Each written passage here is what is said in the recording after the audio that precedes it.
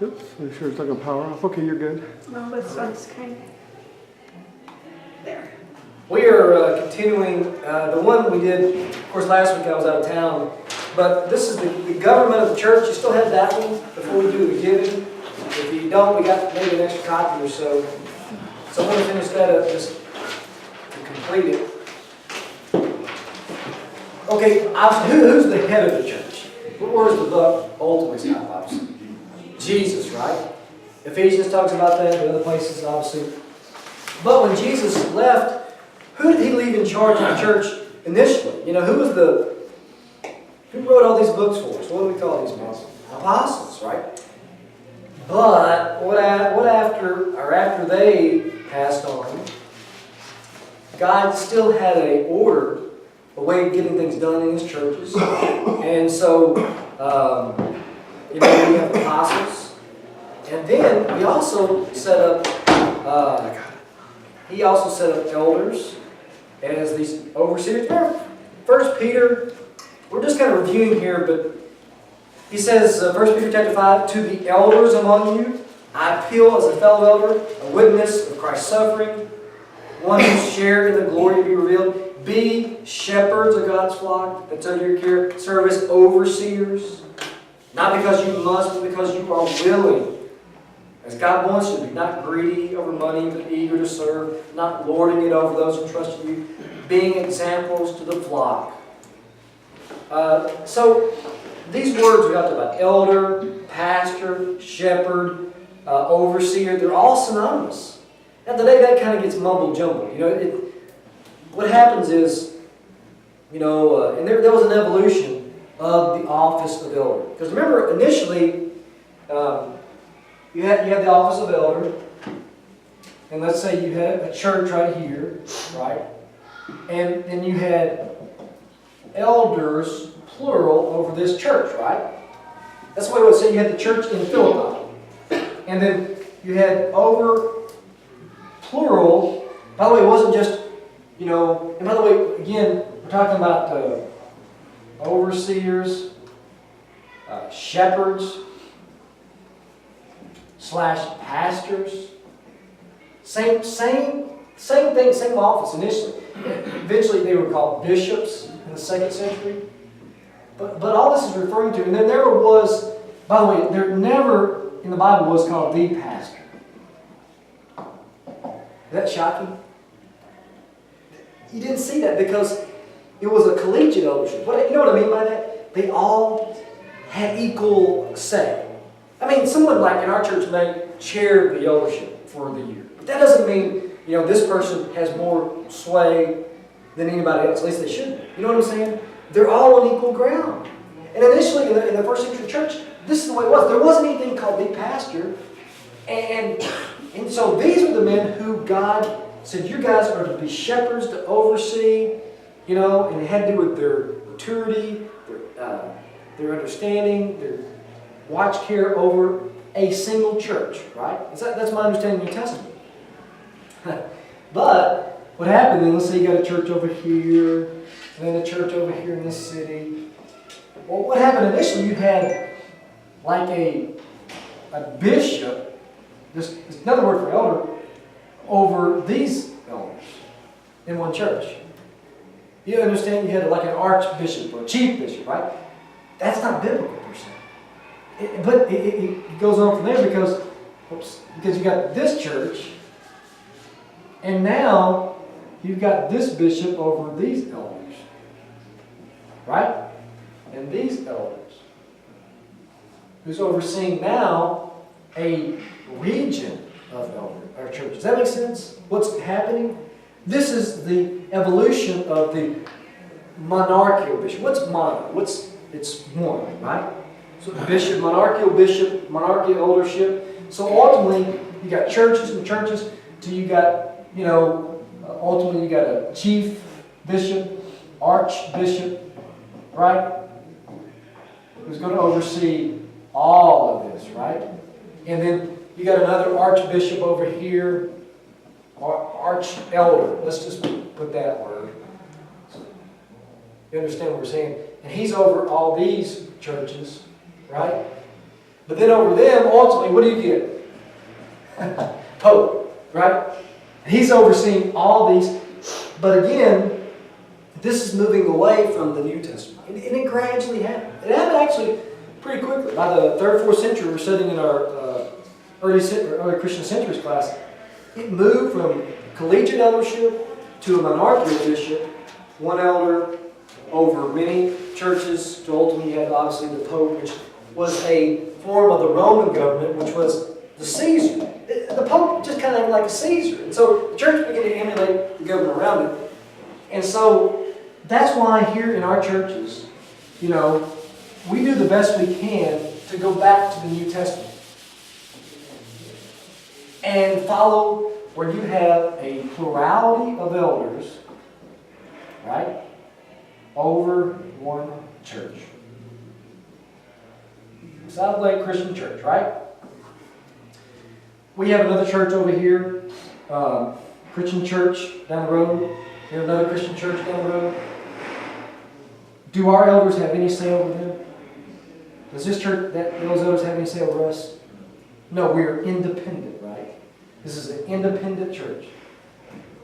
That doesn't mean we don't have fellowship. We have fellowship, we have similarities and things like that. By the way, we mentioned this. I think what's happening with some of our satellite campus stuff is, let me just explain this because this needs to be on the record. You have the main campus here, and then you have another plant or satellite plant. Some of these, same city, a lot of them are not. They're in a different county. You've got elders here, in a sense, right? Or pastors, who are overseeing here, here, here. These churches never become independent. Does anybody have a... Does something seem not right with that? Where is that in the Bible? Right? What have you done? You've turned this into a headquarters where everybody is reporting that. How can... I mean... I just don't... I'm scared where this is going in 25 years. So, anyway, we're going to plant a church here, God willing, in the future. I don't know where yet. Maybe Mineola, maybe Leesburg. I don't know, maybe over Groveland. But when we plant it, let's say we take 50 people, strong people, good people, leadership people, and we plant a church. Let's call it Groveland Christian Church, right? Let's just say that. Another one. And hopefully one day they're going to be their own elders, right? Now initially, we'll help them out, but they're going to have their own preacher too. You know what I mean? And they'll be independent. They won't have anything to do with us as far as leadership, and we won't have anything to do with them ultimately. I think that's the way it was in the New Testament. That's why we did it for years in the Christian church. It's changed. And it's kind of scary where that's going. I don't know. But I just know church history. I know anytime you deviate from the Bible, you get yourself in trouble. And even though there may be good results, what's our standard then today? Is it practical, results, or is it what the Bible says? And sometimes a shortcut seems good, but in the long term, it's what God says. Do it the right way, even though it may be the harder way, because He's God and we just trust Him. Well, we looked at the work of the elder, we looked at his job, and so we talked about now. Let's talk about the deacon. And again, the deacon, the character, the life of the deacon is going to be very similar to that of the elder, except in the Bible he didn't need to be as Christian as long as an elder. There's not a whole lot said about the work of deacons in the church. The word deacon means a willing servant, a servant. And in a sense, all of us are deacons, right? Or deaconesses. Because all of us are servants, but there is an example of people being chosen for a specific work like an office. And there is an office of deacons. Acts chapter 6. Remember this? In the book of Acts, there was an issue going on. Some of the widows felt like they were being slighted. The Grecian Jews complained against the Hebraic Jews because their widows were being overlooked in getting some food. And that's important, making sure the widows were fed. And so, the 12, talking about the apostles, verse 2, gathered all the disciples, all the followers, and said, it would not be right for us to neglect the ministry of the Word of God in order to wait on tables. In other words, these men had an important job. Their job was to make sure the Bible was taught, things like that. So, if they're constantly having to distribute food and all that, it's going to take away their ministry of getting the Word of God out. So, it said, brothers, you choose 7 men among you who are known to be full of wisdom, or the Spirit and wisdom, and we'll turn this responsibility over to them. And we'll give our attention to prayer and the ministry of the Word. And so they pleased everybody, and they chose these 7 men. One of them Stephen, and some other famous ones, some of them we don't know much about. And now the Bible doesn't call these men deacons, but this is pretty much in effect what deacons, their job is. It's kind of like congregation chooses members in their church who meet these qualifications. They're men of God, they're full of God's Spirit and wisdom, so that they can free up the job today, not of the apostles, but the elders, and so that the deacons can take care of things like widows in the church, day-to-day matters, maybe in modern day, there's just a lot of things that need to be taken care of in the church. And so the elders really need to be focused on shepherding the people. The deacons, they can relieve some of that and do some of the jobs for them. That makes sense. Let's kind of understand the way that, today is as far as a deacon. And we have several deacons here. We have 4 elders. We have 6 or 7 deacons. And then the next office there on the back, the evangelist or the preacher. The word evangelist means teller of good news. So in a sense, we're all kind of that. But again, there's an office specifically. Acts 21:8 talks about Philip, who was actually one of these deacons. He was a evangelist. And by the way, when you think of evangelist today, what comes to your mind? What's a TV evangelist? Yes. Is that a good image or a bad image? I don't know. Yes. Unfortunately, sometimes we have a negative response when we hear that word evangelist. It's like, or some people think of Billy Graham, maybe something like that. And, he's got a good reputation, obviously. And, but we also think sometimes of traveling evangelists. Who goes from this church to this church to this church. And in the Bible, that wasn't necessarily the case. Philip, for instance, if you compute things, he was at one place, Caesarea, for 30 years. And the Bible calls him an evangelist. Basically, he was a preacher in a congregation for 30 years.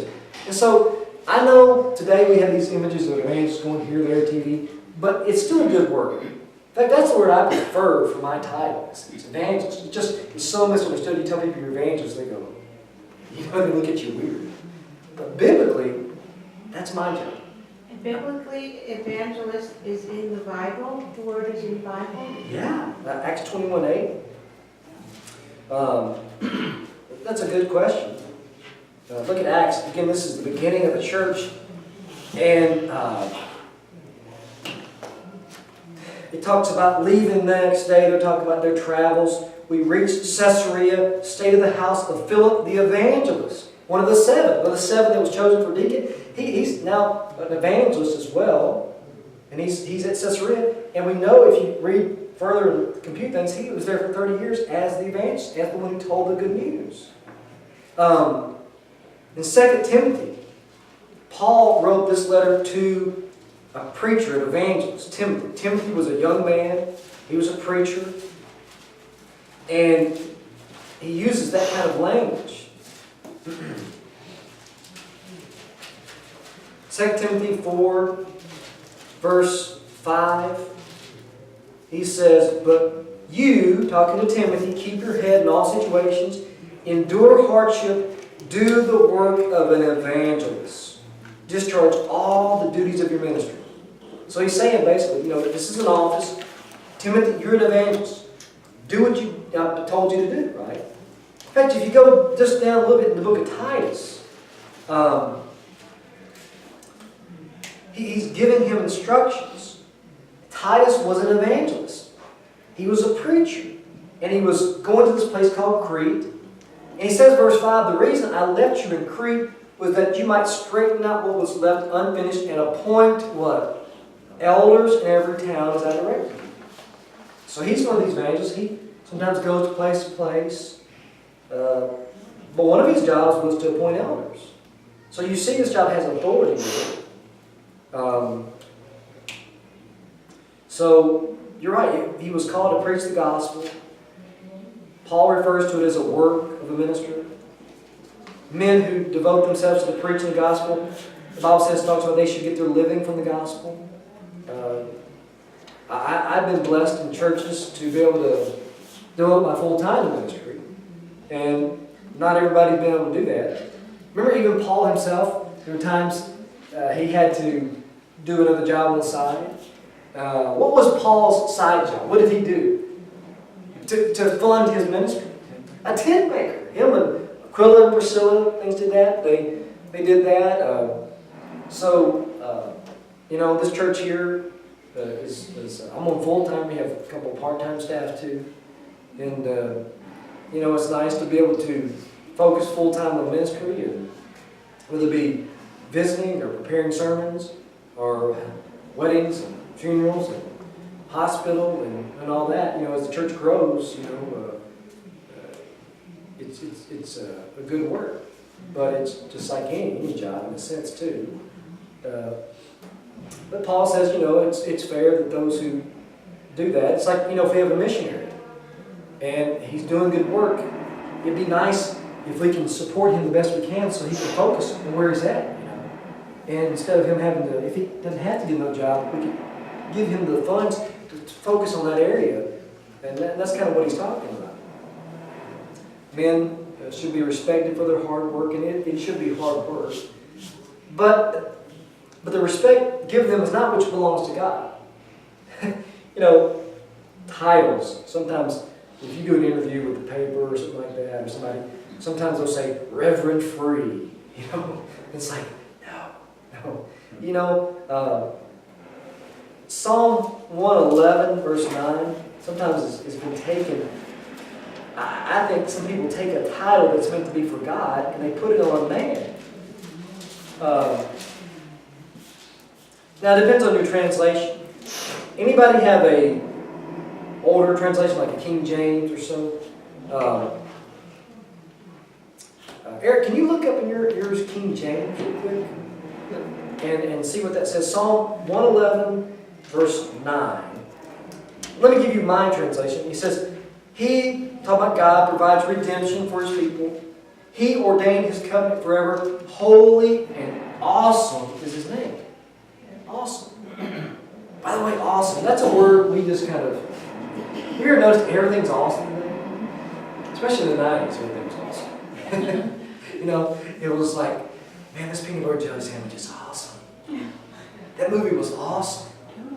Yeah, right.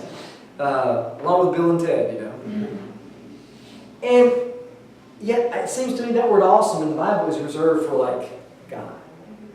And to go through around that word, I think sometimes it loses its significance with God. You know what I mean? Because only God is really in that category of awesome. Awesome is supposed to be that word. It's a superlative. It's just like, He's transcendent, He's beyond, He's awesome, right?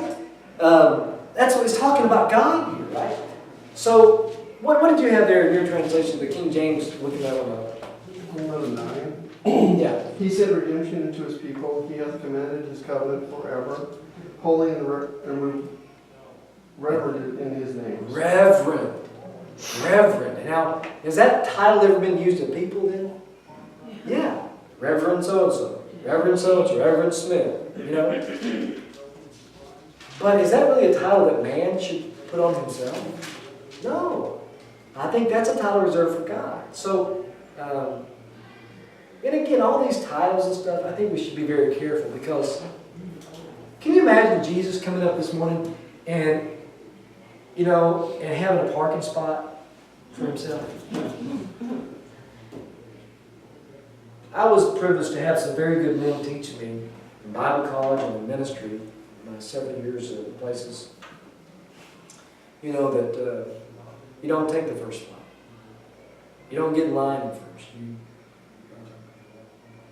know, like John the Baptist says, he must increase and I must decrease. And that's always had an effect on me in the ministry that as ministers, as Christians, we need to set the way. We need to make sure that the older go first. Our kids shouldn't be first. You know, we shouldn't fight for the best and greatest. And, you know, I don't understand why preachers and stuff have special parking spots sometimes. It's just like, that seems to be a contradiction in what, you know, Jesus says the greatest is the one who serves. I just think we've got to be careful about, you know, demanding of titles and things like that. I think that's man-made stuff. No, I'm not against, you know, you're a doctor or something like that and things like that. That's, you've earned that right, and that's fine. You know, I'm talking about something different here. That you know, you call somebody father. Haven't those people earned the right by their studies and Yes, their... that's what I'm talking about. Different. Well, I'm talking about something different as far as, you know, somebody's a doctor, they deserve it to be called doctor and all that. But I have a lot of regard for you who has the education that you have, because there's preachers who have much bigger churches in our area and they don't have nearly the education that you have. And I have a very high esteem for you and your knowledge and your interest and the time you took to build your skill set knowledge-wise. Well, I appreciate that. And we can have a respect for someone, you know, and I think, you know, we obviously respect people by how we speak to them and talk to them. And, you know, what I'm talking about is leadership, though. We shouldn't demand it. Oh, You know what I mean? It's not coming like, from you. right? You know, if somebody I see calls what me you're Preston, saying. go, no, I'm a pastor. You know what I'm saying? You know, He's referring that somebody else that has a hierarchy. yeah. Yeah, I understand what You you're see what I mean? He's I think in religious terms, you know, with the Pharisees, they lorded it over people. You know, they wanted people to call them names. Jesus says, you know what, be careful that, you know, and he specifically said, don't worry about calling people father. You know, in a sense, elevating them to a higher plane than they should. You shouldn't take that place of God. I'm just a man, and you know what I'm saying? And so we got to be careful that, because power tends to corrupt. You know, we're in a political season, and even the church, we got to be careful that who are we ultimately? We're still just servants, humble servants, hopefully. And yes, you know what? There's still roles and titles and all that in a sense. There's preachers, there's elders, there's deacons. We should, you're right, Deborah. I think we should respect those people that, you know, who we respect in ministry roles we look up to. I have people like that in my life. And so we're not, we're saying, but as far as individually, you know, I think there's a place that only God belongs, and we should not take that place. In 1 Timothy 4, he lists qualifications should be, this is what you should find in a minister of the gospel. You know, you want somebody who warns people of error, you know? It's like, if you see a piano over somebody's head that's falling, you know, you want the guy to, you know, that's what you want to preach to. Hey, tell us, you know, not just the good. You know, it's like there's some preachers out there, and I won't mention, big church, way out west, okay? You know, it's like, your best life now. You know, it's like, I'm just going to tell you the good stuff. Just don't even mention the bad stuff. Well, thanks, but you know what? We need the truth and the whole truth. You know what I mean? And so, a good preacher worth a salt is going to tell you, not just make you feel good, you know, not just build up your self-worth. And that's good, that's a part, but you know what? It also needs to say, you know what? There are times in life you need to repent. You know, you need to come out of here some Sundays going, ugh, I don't like that. Because it was like, you know what I'm saying? Yeah, we need to feel God's, like a father going, you know, it's like, you know, my son sometimes, when I tell him he did something wrong, there are times when he cries and I'm like, you know, I'm glad. I'm glad he teared up and he has a conscience and he's disappointed because he disappointed me. You know what I mean?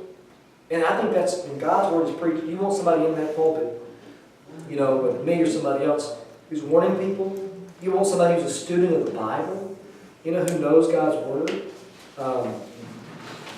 Illustration, I don't know if I still got it in here. I think I still got it. But you want somebody, obviously, who knows the Bible, who avoids useless discussion, speculation, end time, you know, fanaticism. You know, it seems like today so many people are focused on end times, all this speculation. And I think, you know what, that's a lot of waste of time. We're going to talk about the future today, but we're going to talk about so much as it relates to the Bible, not, you know, so much, you know, there's this neurotic futurism that people have today. It's like they're so fascinated with end times theology, but the truth is the Bible doesn't tell us a whole lot about it. It just says, you know what, you don't know when. Jesus, no one knows. And yet it seems like a lot of people know because there are a lot of books written, a lot of TV shows on it. But the one thing Jesus said, you need to get ready. You need to prepare yourself so that when it does come, there were no really signs of the second coming. There were signs of his first coming. Yes, plenty of them. And they missed them. That's what Jesus talked about. You know how to read the weather and all that, but yet you didn't see that this was my coming. And there was plenty of signs, you know. The Old Testament was chock full of them. As for the second coming, no, it's not really the case. It's not from the, like, Revelation, book of Revelation? No, you know, really the book of Revelation, and we'll get into that later, but not so much signs is, you know, there's some things that there's going to happen throughout history. But again, if you notice, there's trumpets, there's all these things, and they're warnings. People, listen, repent. It's just saying all throughout time, God is giving people chances. He's giving them signs from heaven, in a sense, to prepare for the second coming. But specific signs and things like that, no, I don't think there's any. I know that's different than most people think, but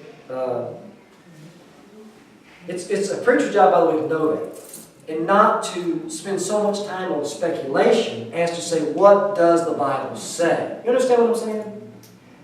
And to spend so much time on politics. I'm not going to get up there and preach about who you should vote for and all that stuff. If I do my job right, hopefully we know God's truth and you have the principles to be able to vote, you know, the way you should. You know, but it's not my job to say who you should vote for and all that, and talk about politics per se. But, you know, people left our church a couple months ago because, well, I just didn't talk about some of these things. You know, and you know what? I'm sorry, but my job, my role is to preach the Bible. On a Wednesday night, my goal, I've been here 6 years, and we're going through every book of the Bible if we can. And we're doing Hosea and Joel right now, some of these obscure books. But you know what? We just need to teach the whole counsel of God. So hopefully, in a couple of years, we've gone through all 66 books of the Bible. Right? And then we know we're going to do it again. And so that we just know God's Word. Anybody have a comment, question? Yep. I just love that you go through the Bible because I thought I knew a lot about the Bible. And then when I go through step by step by step, I learned so much more. And so for me, I think you're doing a wonderful job going step by step through the Bible and teaching us, your shepherds. Because we want to be able to teach others the best way we can teach them. And so I think you're doing great. Yeah, I do that too sometimes if somebody asks me something, because a lot of times, because I'm such a new Christian, I feel I get myself in a place where I can't come out of because I don't know enough. But I'll sometimes just quote you specifically and say, well, this is what my pastor said to me, and this is what he says comes straight from the Bible. So, you know, and I have those people come to my door, and usually I just close the door on them, and I was like, maybe I should have tried to talk to them today, and I thought, well, I just don't have the knowledge. Getting closer. And you know what? I think this church has been built on that. Joel's dad, preacher here for a long time, preached through the Bible. When I got here, it was a strong foundation. And so we just want to continue that. And hopefully whoever follows me, you know, one day, they'll do that too. And you know what? You know, these people talk about, well, you didn't talk about this or that, but the thing is, I do, but it just comes up. As you go through the Bible, the Bible will cover every subject in life if you just let the Bible speak. He'll talk about divorce, he'll talk about whatever, you know, it is, it's controversial. You know, we'll talk about abortion in a sense because we'll talk about life. You know, we'll cover all these. If you just preach to the Bible, by the way, that way you don't just kind of, go at it and just, it's okay to do topical sermons sometimes.